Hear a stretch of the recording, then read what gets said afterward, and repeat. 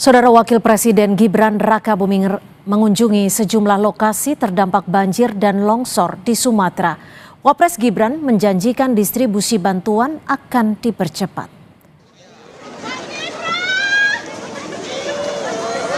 Saat bertemu dengan pengungsi terdampak longsor dan banjir di Agam, Sumatera Barat, Wapres Gibran sempat menyampaikan permintaan maaf. Gibran mengatakan kedatangannya atas perintah Presiden Prabowo untuk mempercepat pemulihan, termasuk membuka akses distribusi logistik untuk korban banjir dan longsor.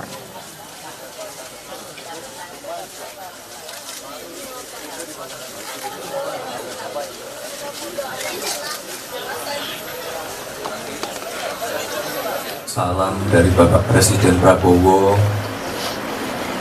Ini saya haturkan duka cita yang mendalam kepada seluruh korban. Saya mohon maaf sebelumnya. Bapak Ibu tidak sendiri, warga Sumatera tidak sendiri. Kami diperintah Bapak Presiden untuk melakukan percepatan pemulihan pasca bencana ini. Alhamdulillah, bencana nasional, alhamdulillah, Sumatera masih Indonesia, alhamdulillah.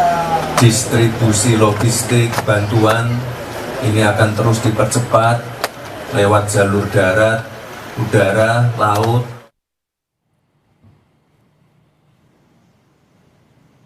Di Tapanuli Tengah, Sumatera Utara, SD Negeri Aik Tolang, Tapanuli Tengah masih terendam lumpur setinggi 50 cm. Sejumlah fasilitas juga rusak akibat banjir dan longsor. Rusaknya fasilitas pendidikan dan tebalnya lumpur membuat aktivitas belajar mengajar dihentikan.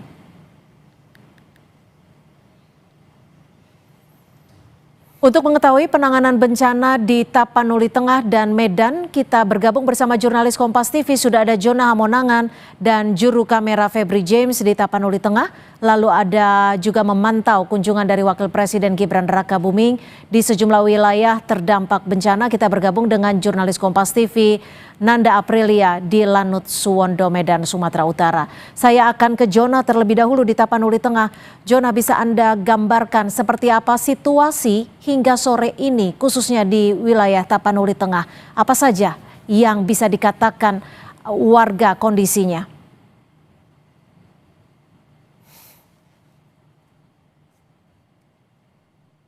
Di tengah bisa dikatakan belum bisa ideal, jadi banyak warga yang masih mengharapkan adanya bantuan dan juga masuknya ke Gor Pandan atau bisa dikatakan mungkin tempat atau pusat ini. Sekarang saya berada di Desa Lopian. Ini sampai sekarang listrik belum masuk sama sekali. Tidak hanya listrik, bahkan telekomunikasi pun sangat kurang. Itu sebabnya kami selama di daerah-daerah terpencil yang ada di Tapanuli Utara, Tapanuli Kodam 1 Bukit Barisan, lebih tepatnya dari Komplek Kodam. Jadi memang ini sebagai salah satu cara kami untuk bisa memberikan informasi kepada masyarakat. Nah, sepertilah kami akan menunjukkan ke Cynthia. Ini salah satu sudut yang ada di kampung di Lopian. Inilah rumah yang tersakat. Jadi pemilik rumah juga sudah mengungsi. Jadi sampai saat ini listrik belum ada, telekomunikasi pun ada. Kalaupun kita melihat ada warga lalang atau masyarakat itu dikarenakan akan ke kawasan di Tapanuli Tengah. Memang sejak kemarin sebagian titik diantaranya warga belum mendapatkan bantuan. Sehingga ada sejumlah warga juga yang rela berjalan untuk mencari bantuan logistik. Kita akan kembali menyapa Jona Hamonangan di Tapanuli Tengah. Ya, silakan Jona, apakah warga di sana juga sudah bisa mendapatkan bantuan logistik secara merata? Dan bagaimana dengan air bersih di sana? Ya, Setia, untuk bantuan logistik bisa dikatakan belum merata sama sekali. salah satu contoh adalah ketika saya 3 hari lalu berada di GOR mengatakan mereka belum mendapatkan di kampungnya, dan sekarang saya di daerah Bopian ini, saya masuk ke sudut-sudut kampung, mereka dengan jujur mengatakan belum mendapatkan bantuan. Bantuan ada, tapi ini sesekali seperti bantuan beras, dan itu pun dari mungkin seperti kelompok masyarakat. Jadi untuk bantuan langsung dari pemerintah provinsi itu mereka belum merasakan sama sekali. Itu sebabnya banyak dari mereka yang harus ke jalan.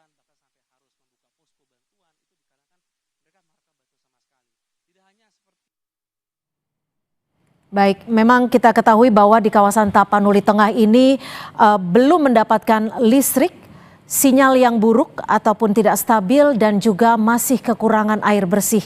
Terima kasih atas laporan Anda, Jonah. Saya akan beralih ke Medan, Sumatera Utara. Sudah ada Nanda Aprilia.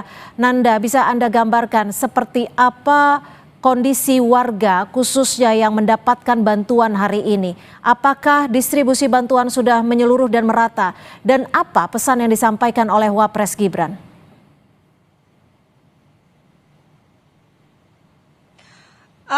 Cynthia, ini sebenarnya mengejutkan kami juga khususnya. Tadi kami di Lanut Suwondo, Medan, Sumatera Utara mendapatkan kesempatan bersama dengan TNI Angkatan Udara untuk bisa melihat Kabupaten Aceh Tamiang, khususnya di Kecamatan Karangbaru, yang dimana ada beberapa daerah tadi didistribusikan bantuannya melalui jalur udara yang kemudian pesawat ini landing di beberapa tempat yang dirasa aman.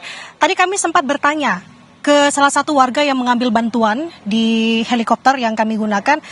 Ia menyebutkan bahwa ini merupakan bantuan pertama, dan di mana daerahnya ini sudah sepekan tidak ada akses atau darat begitu, listrik, komunikasi, air bersih tidak ada. Itu adalah bantuan pertama yang diakui oleh warga di Kecamatan Karangbaru, tepatnya tadi di Kampung Dalam, di sekitar Kampung Dalam, menuturkan hal tersebut. Tadi juga ada 2 titik yang kami kunjungi, khususnya di Kabupaten Aceh Tamiang. Selain tadi di Kampung Dalam di Kecamatan Karangbaru, kita juga ke Desa Sukajadi. Di sana, kalau saya gambarkan situasinya memang kondisinya masih tertutup semua dengan lumpur, Cynthia dan juga saudara. Lagi-lagi sama, ini menjadi salah satu daerah yang terisolir. Dan tadi yang sedikit miris sekali, Cynthia, bahwa memang tidak sedikit warga yang mengaku lapar begitu ya, membutuhkan bantuan makan. Nah, ini menjadi atensi sebenarnya. Nah, kalau menyelaraskan apa yang disampaikan oleh Wakil Presiden Gibran Rakabuming Raka dalam kunjungannya ke beberapa daerah di Sumatera, ada 3 provinsi sejak pagi tadi sebenarnya, dan ini merupakan titik terakhir sebenarnya, Cynthia, di Lanut Suwondo di Medan, Sumatera Utara, untuk melihat bagaimana pasokan di posko terpadu di sini untuk kemudian nanti disebarkan.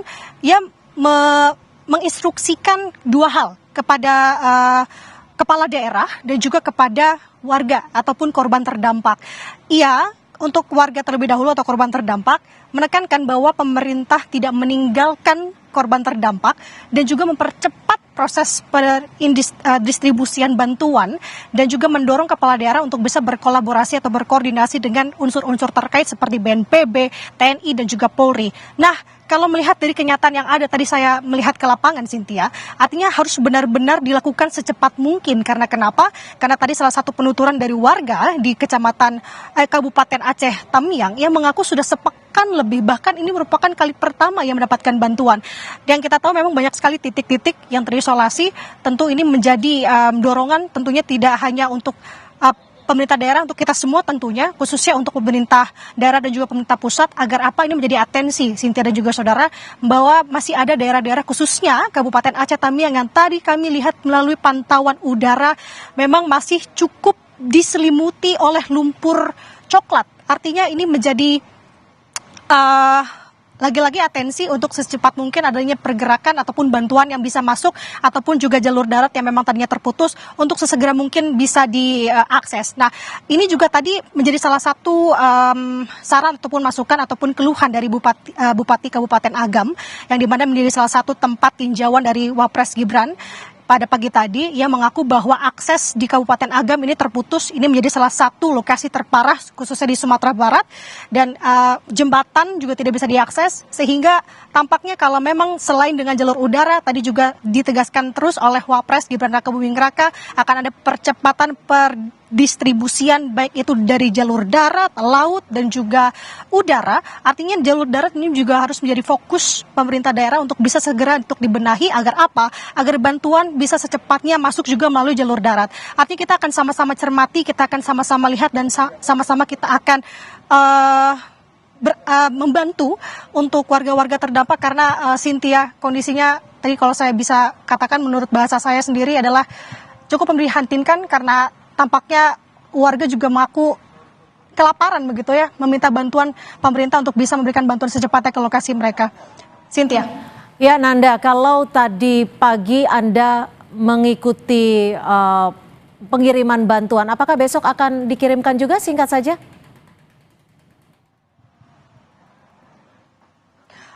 Setiap hari, Cynthia, sampai kapan ini masih akan terus menunggu, artinya setiap hari proses pendistribusian bantuan khususnya dari posko terpadu di Lanut Suswondo di Medan Sumatera Utara akan dibagikan di sekitar Sumatera Utara dan juga di sekitar atau di perbatasan Sumatera Utara ada Aceh Tamiang.